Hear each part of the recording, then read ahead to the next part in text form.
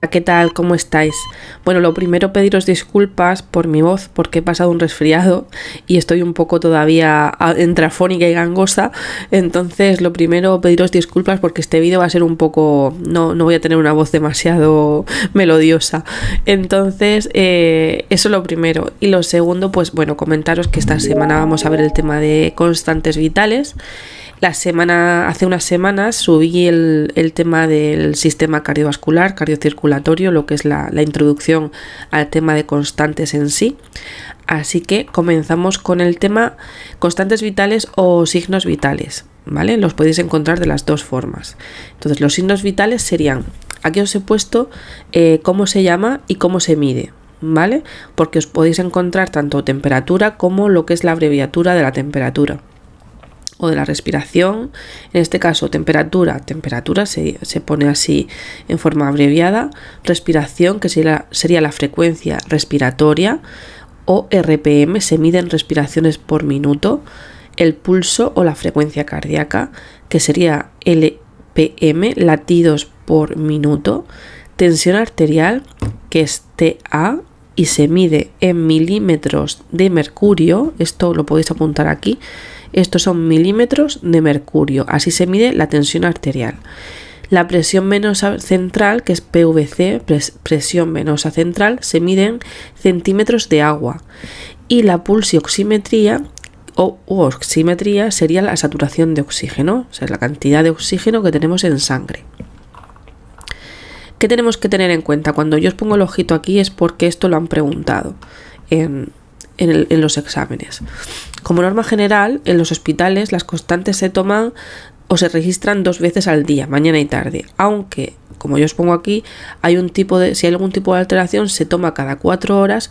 Y luego también tenemos algunos servicios donde las constantes se toman de forma horaria, como por ejemplo en el caso de UCI, que se toman cada hora. Luego más adelante veremos lo que es una gráfica normal y una gráfica de planta y una gráfica de UCI. ¿Qué factores influyen en los signos vitales o las constantes vitales? Pues aquí os los he agrupado en 4 factores: fisiológicos, ambientales, psicológicos y patológicos. Fisiológicos, los que dependen del cuerpo, serían la edad, el sexo o peso, ejercicio físico e ingesta de alimentos. Ambientales, que sería la hora del día, no es lo mismo tomar la temperatura por la mañana o por la tarde, por ejemplo, la temperatura en sí del ambiente y la altitud sobre el nivel del mar. Altitud sobre el nivel del mar. No es lo mismo estar a nivel del mar, o sea, a pocos metros, que mucha más altitud, por ejemplo, a 1000 metros. Sabéis que la gente que vive en zonas de costa siempre tiene la tensión mucho más baja que la gente que vive en zonas de interior o en zonas de altitud. Psicológicos, el estado emocional, si estás nervioso, puede variar la constante vital, el carácter y la resistencia al estrés. Todos estos factores alteran las constantes, tanto a nivel de temperatura como a nivel de tensión arterial, como a nivel de oxígeno en sangre. Patológicos, infecciones, hemorragias, quemaduras, deshidratación y alteraciones respiratorias, cardíacas y renales. Todas estas patologías pueden alterar lo que son las constantes. Habréis oído seguramente que, por ejemplo, una persona que tiene una alteración cardíaca pues puede tener la tensión más alta de lo normal, o si tiene una alteración renal puede tener la tensión más baja de lo normal, ¿vale? Son ejemplos. Entonces, os pueden poner una pregunta que os digan ¿qué signos o qué factores influyen en la temperatura?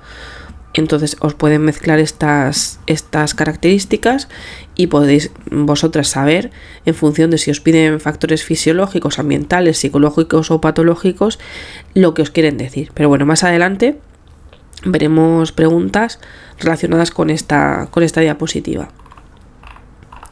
Bien, empezamos con lo que son los signos vitales por partes. Empezamos por la temperatura. La temperatura, que es el equilibrio entre la producción de calor del cuerpo y su pérdida, es decir, calor que produce el cuerpo y la pérdida que tiene el cuerpo de ese mismo calor, que es regulada por el hipotálamo, que es el centro regulador. Ojo, aquí hipotálamo subrayarlo. ¿Por qué? Porque lo preguntan muchísimo. ¿Cuál es el centro de termorregulación del cuerpo humano? Hipotálamo, ¿vale? Temperatura media de un adulto. Aquí siempre os voy a poner adultos, ¿vale? Luego los niños tienen otra temperatura, que lo veremos en el tema del recién nacido. Temperatura media de un adulto. Axilar de 36,5 a 37,5. Boca 36,8, 37,2 y recto 37,38.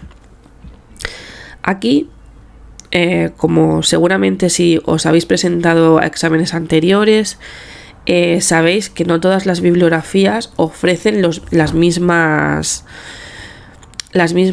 brechas de temperatura. Entonces, no sé, por ejemplo, en McGraw-Hill os pueden poner 36,7 a 37,1. Entonces, yo aquí os pongo lo que para mí es la media, ¿vale? Luego, dependiendo de cómo os lo planteen en el examen, también hay que tener sentido común. Entonces, siempre a partir de 37 habrá una alteración de la temperatura, tipo febrícula, no fiebre. Entonces, y dependiendo de dónde la tomes, pues puede variar. Ya sabéis que cuanto más cerca del centro de regulación de la temperatura, más alta será la temperatura. Entonces, la temperatura media de un adulto, dependiendo de cómo se tome, axilar, boca o recto, es esta. Estos son los valores normales.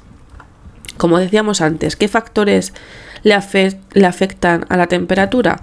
La edad, las variaciones diurnas, esto quiere decir si es por la mañana o si es por la tarde o por la noche. Ejercicio físico, si acabas de hacer ejercicio.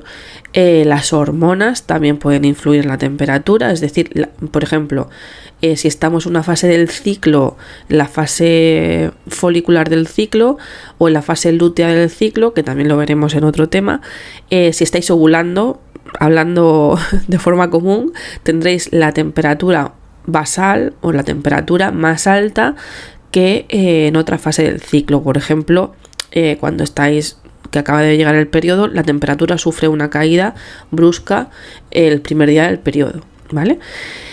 El estrés también influye en lo que es la temperatura, y luego la temperatura del medio ambiente. Ya sabéis, por ejemplo, si es verano o si es invierno, nuestra temperatura varía en función de la temperatura ambiental. Y luego las alteraciones de la temperatura serían hipotermia, es decir, hipo de bajo, termia, baja temperatura, o sea, tener la temperatura más baja de lo normal, hipertermia, tener la temperatura por encima de lo normal, y la pirexia. La pirexia es un aumento de temperatura patológico, o sea, es decir, ya cuando tienes fiebre.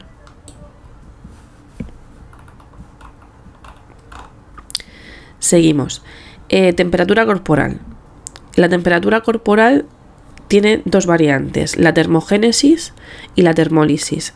La termogénesis, os pongo producción, porque estas palabras os pueden salir en una pregunta tipo test. Os pueden preguntar, la termogénesis de la temperatura corporal puede ser debida, o sea, pues se puede aumentar o puede ser por actividad muscular, reacciones metabólicas, y luego os dan dos opciones más. Entonces, si veis, en la palabra termogénesis tenéis la palabra génesis. La palabra génesis es de origen o producción, ¿vale? Por eso siempre, para diferenciar termogénesis de producir, de termólisis de perder, ahí podéis ir a los sufijos que tienen las palabras. Porque lisis, aquí, que yo pongo pérdidas, el sufijo lisis sería sinónimo a diluir o romper o deteriorar, ¿vale? Entonces, ¿qué pasa con la temperatura corporal? ¿Qué produce temperatura corporal? La actividad muscular y las reacciones metabólicas del propio cuerpo. Y luego, ¿qué produce pérdidas de esa temperatura? Pues la radiación, transferencia de calor a otro cuerpo de temperatura más baja a cierta distancia, que eso es radiación, evaporación a través de, pues, fluidos corporales, sudor, convección, transferencia de calor al aire, y luego conducción, transferencia de calor a otro cuerpo de temperatura más baja que está en contacto con el cuerpo, ¿vale? Esas son las formas de perder calor del cuerpo. Bien, ¿cómo tomamos la temperatura? Este es el procedimiento de toma de temperatura. Informamos al paciente siempre de cualquier procedimiento que vayamos a hacer, hay que informar al paciente, preservar la intimidad, es decir, no hay que tomar la temperatura en medio de, a ver, si es posible, no hay que tomar temperatura en medio de todo el mundo, porque entre que tú no vas a escuchar bien los latidos y que a lo mejor el paciente se puede poner un poco nervioso, pues en la medida de lo posible preservar la intimidad. Aplicar la técnica lo menos lesivamente posible. ¿Por qué dicen esto? O sea, ¿por qué pongo aquí esto? Porque como sabéis se puede tomar la temperatura por boca, por oído, por el brazo, por el ano. Entonces, a ser posible, pues haremos la menor de forma, o sea, la menor lesivamente. Dependiendo de cómo esté el paciente, aplicaremos una manera u otra de tomar la temperatura. Pues no es lo mismo un paciente que está hospitalizado, con una serie de inmovilizaciones, que en ese caso intentaremos tomar una temperatura ótica, una temperatura oral, una temperatura, si por ejemplo tiene los brazos invalidados, pues se recurren a otras zonas. Bajar la temperatura del termómetro por debajo de 35. Bueno, esto es cuando se usaban los termómetros de mercurio, los antiguos termómetros, algunas seguramente los recordaréis, siempre había que agitar el termómetro y bajarlo a 35. Ahora, como se usa casi siempre lo que son termómetros ópticos o de infrarrojos, ya ni hace falta eso. Pero bueno, os lo pueden preguntar. ¿Por qué? Porque la bibliografía no ha cambiado desde el año 84, creo. Así que como poder se puede poner. Elegir la axila como zona de elección, excepto niños pequeños, amputaciones de miembros superiores e hipotermia. Esto es lo que os estaba diciendo. Los niños pequeños, ¿por qué? Porque se mueven mucho, porque su temperatura es diferente a la nuestra, entonces se usa normalmente más en la zona anal o la zona ótica. Colocar al paciente en el termómetro en la zona elegida, axila 5 minutos, bulbo termómetro en contacto con la piel, bueno, esto nada. Axila 5 minutos, boca 3 minutos, ¿por qué? Porque tiene mayor temperatura que la axila. Y recto 3-5 minutos. Introducir 4 centímetros, es decir, no hace falta introducir el termómetro completo, sino simplemente la zona del principio. Retirar el termómetro y leer. Lo registramos en la gráfica con un punto rojo. Esto sí es importante. La temperatura se registra en color rojo. Firmar la realización, lavar y desinfectar el termómetro. Bien. El procedimiento es sencillo. Luego, esta de aquí lo he puesto este año porque ha caído muchísimo en los exámenes del último año. Los tipos de fiebre, es decir, los tipos de fiebre en función de su evolución o curva térmica. Fiebre continua, o sea, la fiebre continua, la fiebre mantenida, la fiebre remitente, la fiebre intermitente, la fiebre recurrente y la fiebre ondulante. Fiebre continua, que es en la curva térmica, o sea, en lo que es la curva de la gráfica de constantes, a lo largo de los días se puede ver que se mantiene a través entre las horas del día. O sea, que vosotros cuando veis la gráfica hospitalaria veis que la temperatura es continua, aunque sea de 39 o de 38, pero es continua. O sea, no tiene picos de sube, baja, sube, baja. Entonces, yo os he puesto aquí una serie de patologías en las que podéis ver este tipo de fiebre, o sea que a lo mejor mantiene esa elevación durante X horas, por ejemplo la neumonía, la fiebre el tifoidea, el sarampión, la viruela, mantienen la fiebre durante X días, ¿vale? Entonces sería fiebre continua o fiebre mantenida. Luego tenéis fiebre remitente, que sería que yo os pongo aquí el trazado térmico con oscilaciones superiores a 1 grado sin volver a la temperatura normal de 37. Vale. La fiebre remitente, como os pongo aquí, o sea, remitente es que sube, baja, o sea, sube y baja, quiere decir que vuelve a remitir, vuelve a subir, vuelve a remitir. 1 grado o más, pero sin volver a la temperatura normal de 37. ¿Vale? Fiebre intermitente. Periodos de alteraciones, periodos alternados de fiebre con descenso rápido por debajo de 37 grados. ¿Esto qué sería? Pues periodos alternados de fiebre, o sea, fiebre que es por encima de 37, con descenso rápido por debajo de 37. Es decir, ¿veis cómo va la gráfica? De 36 sube a 38, vuelve a bajar a 36,5, vuelve a subir a 38,5, es decir, intermitente. Aquí no hay remisión, sino que está todo el rato intermitente, o sea, sube, baja mucho, sube mucho, baja mucho, sube mucho, baja mucho. Fiebre recurrente, que sería alternancia de algunos días de fiebre continua con otros días de ausencia de fiebre. Recordad que la fiebre continua la hemos puesto aquí arriba. Entonces serían algunos días, por ejemplo aquí 36, 30 y 37, baja otra vez a 36, luego sube, baja, y luego aquí tenéis el periodo de fiebre recurrente, o sea, de fiebre y los periodos sin fiebre, que lo tenéis, creo que está bastante clara en la gráfica. Aquí tenéis de 37 para arriba, 37, 38, un pico de 39, baja otra vez a 37, sube, baja, y luego ya vuelve a bajar a un periodo sin fiebre. O sea, si veis la gráfica, o sea, tenéis la parte de fiebre y la parte aquí, sin fiebre. Y luego la fiebre ondulante o fiebre de Malta, que se llama, que son varios días febriles y varios días afebriles, que es sin fiebre, y varios días febriles. O sea, crece lentamente, alcanza el máximo y decrece lentamente. Es como una pirámide, o sea, sube, tiene su pico máximo, luego baja. Se llama la fiebre ondulante o fiebre de Malta. Si aquí siguiésemos la gráfica, pues haría como una ola, subiendo, bajando. Bien, ahora empezamos con la frecuencia cardíaca. La frecuencia cardíaca, que es latidos del corazón en un minuto, latidos por minuto, fácil, o sea, no tiene más historia. ¿Cuál es la frecuencia normal? En un adulto sería entre 60 y 80 latidos por minuto, y en un recién nacido entre 140 y 160 latidos por minuto. Ya sabéis que los niños pequeños, los recién nacidos, siempre tienen muchas más latidos por minuto que los adultos. ¿Qué factores le afectan a la edad? Recordamos que los factores los hemos visto aquí al principio, ¿vale? O sea, todos estos factores yo los estoy aplicando luego en cada diapositiva de constantes vitales. Factores que afectan a los latidos por minuto: la edad, ya lo veis, sexo, si es femenino o masculino, talla, o sea, si es más alto o más bajo, la actividad física del individuo.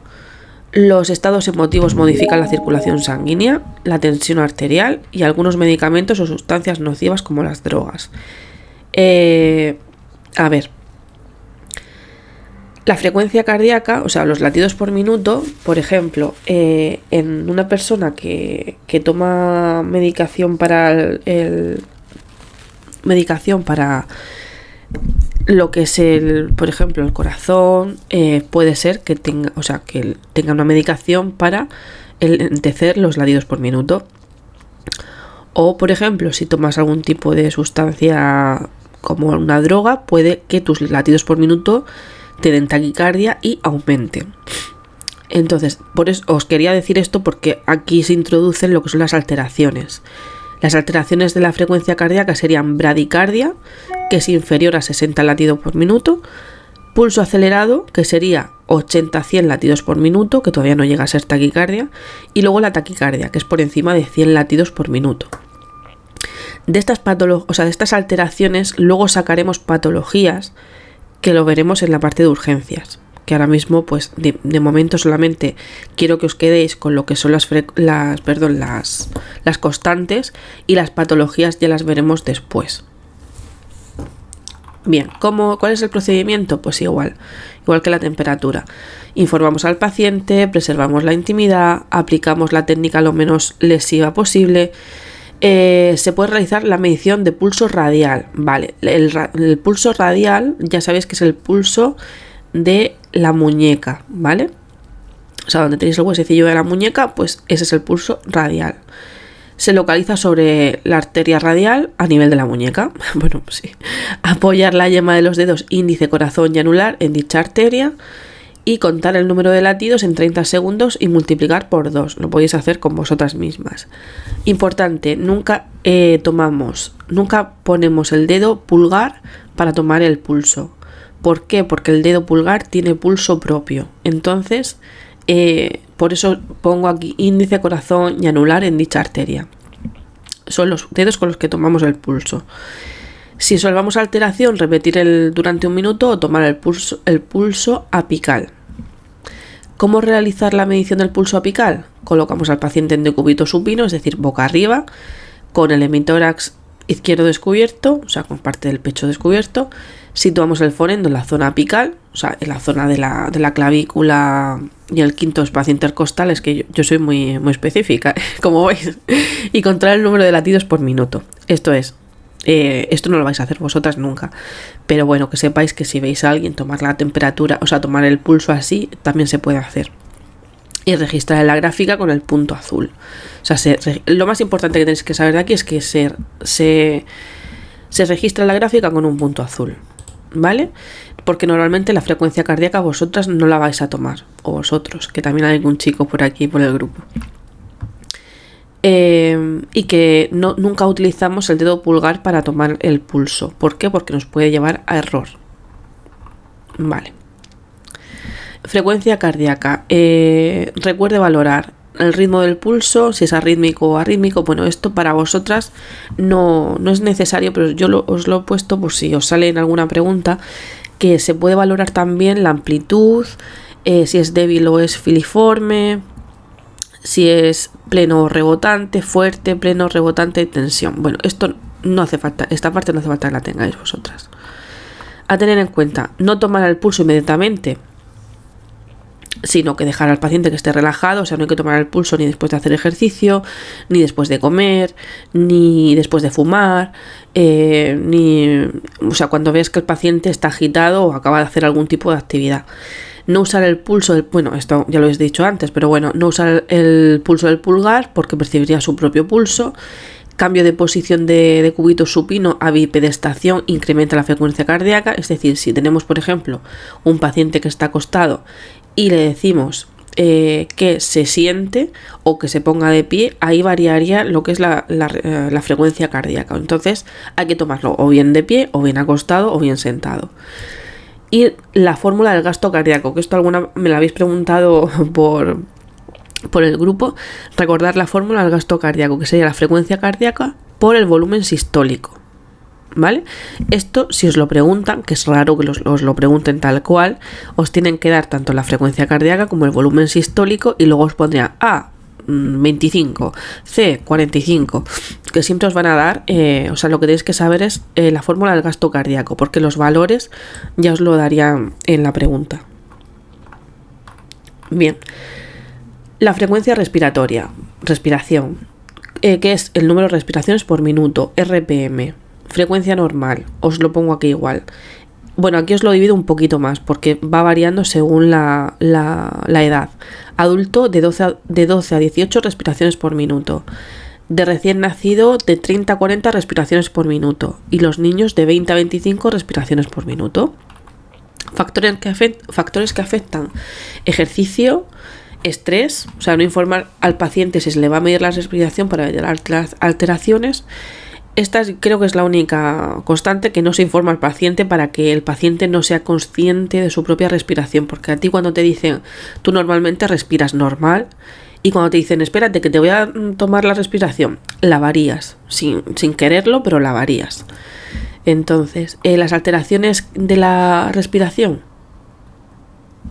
sería apnea, que es la ausencia de respiración, bradipnea, que sería respiraciones por debajo de 12 respiraciones por minuto, taquipnea, respiraciones por encima de 18, e hiperventilación, que son respiraciones no efectivas. ¿Qué significa respiraciones no efectivas? Que aquí no oxigenas.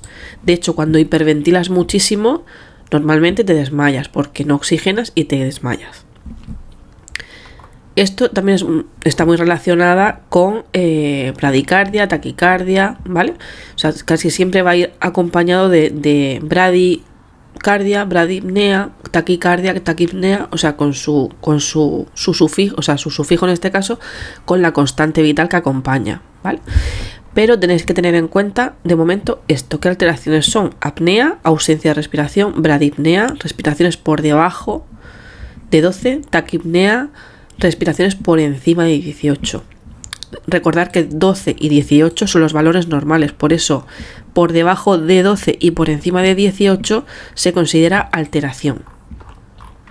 Bien, frecuencia respiratoria. Aquí, como decía antes, no informamos al paciente de que lo vamos a medir. ¿Para qué? Para que lo haga de forma tranquila y podamos tomar una respiración por minuto real. Lo demás igual, preservamos la intimidad, aplicamos la técnica menos invasiva posible, observamos que el tórax del paciente y contar el número de 30 segundos y multiplicar por 2. Observamos el tórax del paciente porque es así como podemos ver cómo respira, o sea, cuántas veces insufla, o sea, sube y baja el esternón. Y en paciente con movimientos respiratorios poco perceptibles, realizar la medición con fonendoscopio situado en el tórax derecho con respiraciones en 1 minuto. Eso para los pacientes que vosotras no podáis ver si sube o baja el esternón, se hace con el fonendoscopio. Y registramos en la gráfica con un punto negro, ¿vale? Ir recordando o podéis subrayaros cada constante con su color correspondiente en la gráfica. Vale, tipos de respiraciones. Esto hay que saberlo. O sea, ponerlo aquí importante, fosforito, todo, porque esto lo preguntan y mucho, sobre todo esto. Sería tipos de respiraciones: abdominal, que interviene el diafragma y músculos respiratorios; torácica, realiza con movimientos intercostales y torácicos; diafragmática, realizada principalmente por el diafragma. Esto quiere decir, sabéis que hay tipos de respiraciones diafragmáticas, torácicas, artificiales, fetal. Esto es un tipo de respiración fetal que se hace a través de el feto y la placenta. Laboriosa, la que se con dificultad. Ortopnea, dificultad respiratoria en posición de cúbito. De cúbito quiere decir en posición de cúbito supino o de cúbito prono. Suprimida, respiración sin ningún ruido apreciable. Ejemplo, derrame pleural. Vale. Esto lo veremos después en el tema de no me quiero meter ahora porque si no el vídeo se hace eterno y yo como soy tan os hago vídeos larguísimos, tampoco os quiero desesperar. Lo veremos en el tema del respiratorio. Y aquí esto es lo importante, esto es lo que más suelen preguntar. De Biot, periodos de apnea alternados con periodos en los que se efectúan 4 o 5 respiraciones de profunda identidad. Se da en paciente con hipertensión intracraneal. Vale, a ver, aquí no hay más tutía, que esto hay que saberlo de memoria. Esto sí que sí. Hay cosas, mira, que yo no os aconsejo estudiar de memoria, sino que siempre las razonéis, o que siempre en función de la pregunta que os pongan en el examen lo intentéis razonar. Pero hay cosas, sobre todo en este tema de constantes, que son valores, que son alteraciones o que son tipos de respiración que hay que memorizar sí o sí. Aquí no tenéis otra porque no se puede comprender que hay periodos de apnea alternados con otros periodos de respiraciones profundas. Entonces, mi recomendación, que sepáis cómo se llaman y que sepáis la diferencia entre ellas. O sea, esto sí que hay que memorizarlo. Bien, las gráficas de respiraciones. Aquí esto corresponde a los tipos de respiraciones, las gráficas como las podéis ver, ¿vale? Igual que en la parte de la temperatura. Seguimos con la presión arterial no invasiva, que sería la resistencia de las paredes de las arterias en relación a la intensidad del flujo sanguíneo. ¿Qué quiere decir esto traducido? Pues esto mide lo que es la tensión, la alta y la baja, que se denomina comúnmente en el ámbito hospitalario. Es tomar la tensión, o sea, a cuánto tenemos la tensión, la alta y la baja. Entonces dice que es la resistencia que tienen las paredes de las arterias para soportar la presión del flujo sanguíneo que va por ellas, ¿vale? Entonces los valores normales de un adulto, yo os he puesto aquí varios porque dependiendo de cómo os planteen la pregunta os pueden dar unos valores u otros. Entonces los valores normales serían 12,8, 13,8, dependiendo de la actividad, del sueño o de cada 24 horas. Ya os digo, dependiendo de cómo lo planteen en la pregunta, un valor normal de tensión sería 12,8, el que más se da suele ser 12,8 o 12,5,8, 13,8, pero nunca va a subir de 13 y nunca va a subir de 8 con normalidad. Luego ya si os ponen después de actividad o después de falta de sueño o antes o después de dormir muchísimas horas, por ejemplo aquí la tienes a 12,7, entonces sí que se puede variar. Y luego tenéis los valores normales en recién nacido, que aquí sería tensión arterial sistólica 68, tensión arterial diastólica 3,5. Entonces la máxima y la mínima serían pues eso, la máxima y la mínima. Alteraciones de la presión arterial, hipotensión e hipertensión, que volvemos igual que en la respiración o en la temperatura. Hipotensión, que sería una tensión por debajo de lo normal, y una hipertensión, una tensión por encima de lo normal. Factores que afectan. En este caso hay una serie de factores que afectan más que en las otras constantes. Por ejemplo, la edad y el sexo. Las presiones arteriales son mayores en mayores, es decir, las presiones arteriales son mayores en gente mayor, en varones jóvenes y a partir de los 50 años. Que, por ejemplo, que en mujeres o que en mujeres a partir de 50 años. O sea, los hombres y la gente mayor tiene una tendencia a tener una presión arterial superior a las mujeres en edad joven, adulta y mayor. Aunque también hay mujeres mayores que tienen la tensión alta, mujeres jóvenes que tienen la tensión alta, pero os estoy hablando de generalidades. En raza, es decir, la elevación de la tensión en la raza negra es más alta que en la raza blanca. Es decir, la gente que es de raza negra tiene una mayor hipertensión que la gente que es de raza blanca. Por herencia, también la hipertensión se hereda, igual que la diabetes, igual que otra serie de enfermedades, tiene un factor hereditario. Factores ambientales, el estrés, también incluso a veces el ambiente, la temperatura ambiental también influyen. Factores ambientales, el estrés, ya sabéis que para todo, o sea, tanto para la respiración como para la temperatura como para la tensión, influyen. El hacinamiento, la ocupación, ambientes psicosociales adversos, psicológicos, es decir, si nosotros a nivel interno estamos sufriendo un tipo de cambio, también afecta a la tensión. Factores dietéticos, ya lo sabéis, como en todo, señalan la relación que existe entre el sobrepeso y la presión arterial. A mayor obesidad, mayor presión arterial. Consumir demasiada sal, alcohol, café y sustancias nocivas, falta de ejercicio y estrés. Creo que todos estos factores, todos estos de aquí ya los conocíais, pero quizá los de la edad y el sexo, la raza y ya está, porque la herencia supongo que también lo sabíais, son los únicos que os pueden descolocar un poco en esta diapositiva. El resto creo que son bastante comunes. El procedimiento, como hemos ido viendo en las anteriores diapositivas, igualmente informar al paciente y obtener su colaboración y consentimiento. Muy importante siempre el consentimiento en todos los procedimientos que hagamos. Preservar la intimidad, aplicar la técnica lo menos lesiva posible, colocar al paciente en posición cómoda y relajada, en decúbito supino a poder ser, o sea, boca arriba o sentado, con el brazo relajado, que no esté aguantando la tensión en el brazo. No obstáculos entre el corazón y la zona que apliquemos el manguito, es decir, por ejemplo, mangas de suéter, mangas de camisa, intentar dejar el brazo totalmente despejado, o si lleva pulseras opresoras, que las quiten, todo lo que pueda afectar en la toma de la tensión, quitarlo.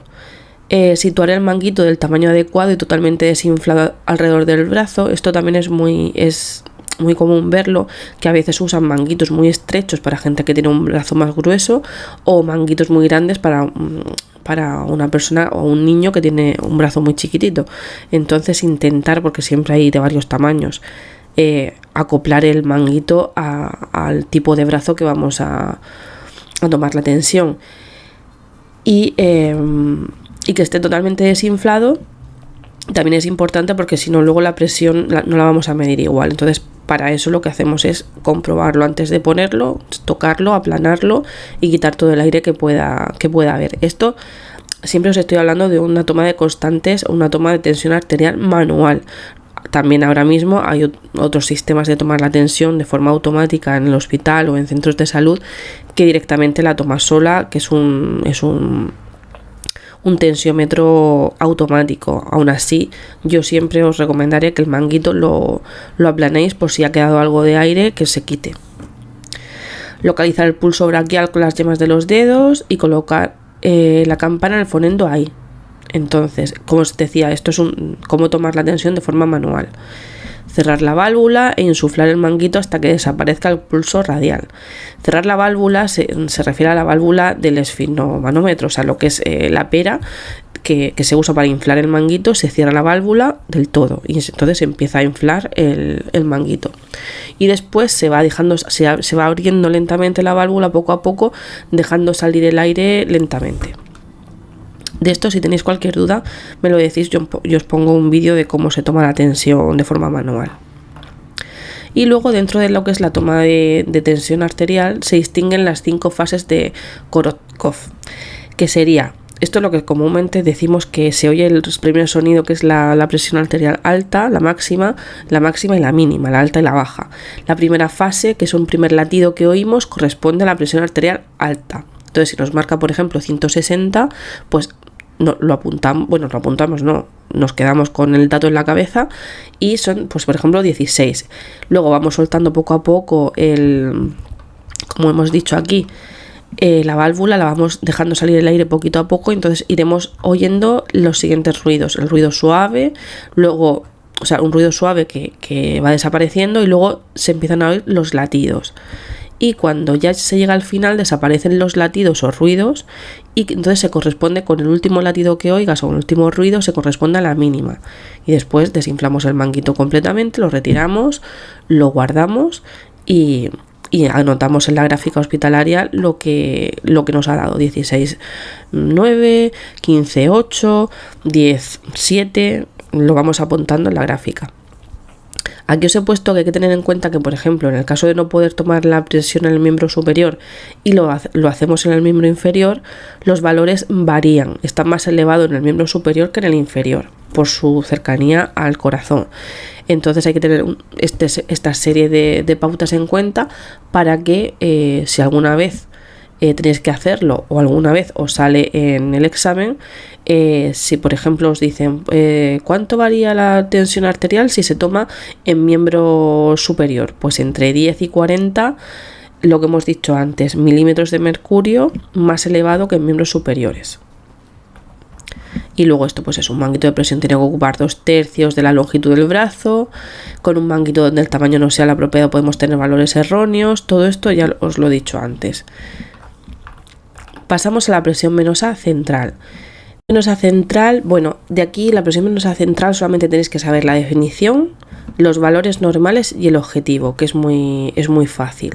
Entonces simplemente esta diapositiva pues hay que saberla y ya está, o sea, no tiene mucho misterio. La presión venosa central, que sirve pues para saber qué tipo, o sea, el estado de la volemia, del volumen en sangre, de la bomba muscular cardíaca y el tono muscular, ¿vale? El objetivo pues es tener un parámetro hemodinámico, que es la presión venosa central, que nos permite monitorizar la administración de líquidos con el fin de mantener una volemia adecuada. ¿Qué quiere decir esto? Una volemia adecuada es el nivel de líquidos que mantiene el cuerpo. Entonces, con la presión venosa central vemos que este nivel de líquidos si está correcto o está incorrecto. A nivel hemodinámico, a nivel de sangre, o sea, a nivel de una volemia en sangre, o sea, un volumen de agua en sangre. No sé si se lo estoy explicando bien, pero es la cantidad de sangre que lleva el cuerpo, si es correcta o es incorrecta. O sea, cuando veis la palabra volemia es el volumen de sangre en el cuerpo. La pulsioximetría. Esto es una toma de constantes que se hace muchísimo, que es la pulsioximetría, es determinar el nivel de oxígeno en sangre, que ya os lo he puesto anteriormente en otra diapositiva. Entonces, que también se puede decir cómo es la saturación de oxígeno. Por eso pongo aquí el porcentaje de saturación y la actuación que se debe hacer hacia ese porcentaje de saturación. Entonces, lo ideal es tener una saturación del 100% o de un 99%. Es una saturación normal incluso. O sea, todo lo que esté por encima del 95% es normal. Y hay momentos en el día que nosotros no saturamos al 100%, o sea que puede ser que en algún momento, después de un ejercicio, después de hacer algún esfuerzo físico, se sature por debajo. Luego tenemos, por ejemplo, es lo que os estaba diciendo, normosaturación, que sería por encima de 95, o sea, no hay que hacer ninguna actuación. Luego tenemos desaturación leve, que estaría entre un 93 y un 95%. ¿Ves? Aquí, por ejemplo, yo esta tabla la he sacado de un sitio y esta tabla de otro, y ya veis que los valores van variando, van oscilando, pero bueno, os tenéis que ir quedando con el tramo del porcentaje, no exactamente con el 93 y el 95. Entonces aquí os ponen de 90 a 95 o aquí os ponen de 93 a 95. ¿Qué hay que hacer en ese caso?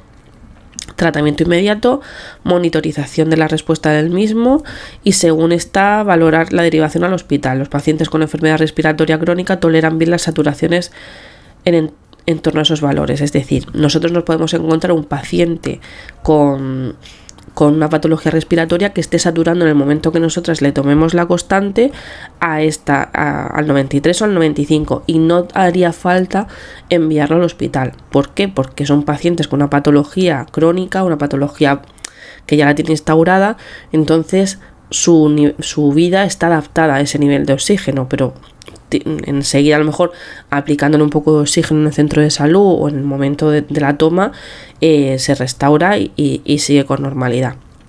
Luego, desaturación moderada del 88 al 92% o por debajo del 90%. Enfermo grave, hipoxia severa, oxigenoterapia, más tratamiento y traslado al hospital. Todo lo que baje de 90 ya hay que hacerlo con mucha urgencia. Y ya por debajo de 80 sería una desaturación grave, valorar intubación y ventilación mecánica. En los niños con el inferior al 92% remitir al hospital aunque presente mejoría. Los niños siempre, aunque presenten, normalmente siempre se derivan al hospital por si acaso hay una patología escondida o hay algún tipo de patología que previamente no se haya manifestado. Siempre hay que mantenerlos con vigilancia posterior. Entonces, ¿qué hay que saber de la pulsioximetría? Los valores, o sea, la clasificación: normosaturación, desaturación leve, desaturación moderada y desaturación grave. El tema de los porcentajes no es tan importante porque, como veis, por encima de 95 es normal, entre 90 y 95 es desaturación leve, por debajo de 90 es enfermo grave, y por debajo de 80 valoración, o sea, es muy grave, valoración de intubar y todos los procedimientos que haya que hacer. Por último, ya vemos lo que es el balance hídrico. El balance hídrico, como dice la palabra balance, es la diferencia entre entradas y pérdidas fisiológicas de líquidos. Las entradas, ¿cómo podemos valorarlas? A través de líquidos bebidos, agua en los alimentos y agua endógena. O sea, agua endógena de agua de dentro del cuerpo, y salidas que pueden ser a través de orina, a través de pulmones, piel por difusión, sudor y heces. Es decir, el nivel normal de ingesta de líquidos diario debe ser en torno a un 2500, más o menos, entre los líquidos bebidos, agua de los alimentos, etc. Y las salidas suelen ser igual, orina, pulmones se refiere al aire expirado, que también es en forma de vapor, es decir, y de agua, piel por difusión, sudor, heces, o sea, todos estos son los líquidos que nosotros perdemos a nivel normal a lo largo del día. Entonces, el balance siempre tiene que ser igualitario, o sea, 2500. Os digo, igual que en las otras diapositivas, los valores son aproximados. Cada bibliografía tiene un valor diferente, pero nunca se va a alejar mucho de, por ejemplo, líquidos bebidos, pues estos 1500 mililitros es 1,5 litros de agua al día. Hay gente que no bebe 1,5 litros de agua, pero seguramente tampoco perderá 1,5 litros de agua en orina si no ha bebido esto. Entonces, coger las cifras con con pinzas en ese sentido. O sea, es decir, al nivel del balance hídrico lo que tenemos que ver es que el nivel de entradas y el nivel de salida sea igual. En el momento que en el nivel de salida haya un desfase, es cuando hay un problema, cuando hay una deshidratación, que se dice. Entonces, cuando el valor de las pérdidas es superior al de las entradas, tenemos una alteración, que es lo que se anota luego en la gráfica hospitalaria. Que aquí os he puesto, por ejemplo, una gráfica de constantes. En este caso es una gráfica de UCI, como os he dicho antes, que son un poco diferentes. Os quería poner esta gráfica porque las normales las tenéis en todos sitios, pero las de UCI no. Entonces, si veis, empieza a las 8 de la mañana y acaba a las 7. Entonces sería 9, 10, 11, 12, 13, 14, 15, así hasta las 12 de la noche. Y aquí empezaría a las 1 de la mañana hasta las 7 de la mañana. Entonces podéis hacer varios registros en cada parte de la gráfica. Por ejemplo, lo que hemos estado hablando durante todo el vídeo, que sería en negro, que se apuntaba en la gráfica, la respiración. En rojo, la temperatura. En azul, la frecuencia cardíaca. Y en verde, la presión arterial. Si vais viendo, por ejemplo, si un paciente tuviese 12 respiraciones por minuto, entonces, que estaría dentro de la normalidad, cogeríamos el 10, iríamos aquí y calcularíamos, por ejemplo, hasta aquí, 12. Si veis, los intervalos van de 5 en 5, 1, 2, 3, 4 y 5. Dependiendo de la gráfica, se va poniendo en un punto o en otro de la gráfica. Por ejemplo, si tuviésemos una temperatura de 39, por ejemplo, pues aquí iríamos a 39. Si es las 8 de la tarde o las 8 de la mañana, pues aquí. Si es a las 12 de la noche y tiene 35,5, pues, 39,5, aquí. En azul ponemos la frecuencia cardíaca. Si vemos que tiene, por ejemplo, 140, pues a las 8 de la mañana tiene 140, pues cogemos 150, pues por aquí sería 140 y aquí, lo notaríamos aquí.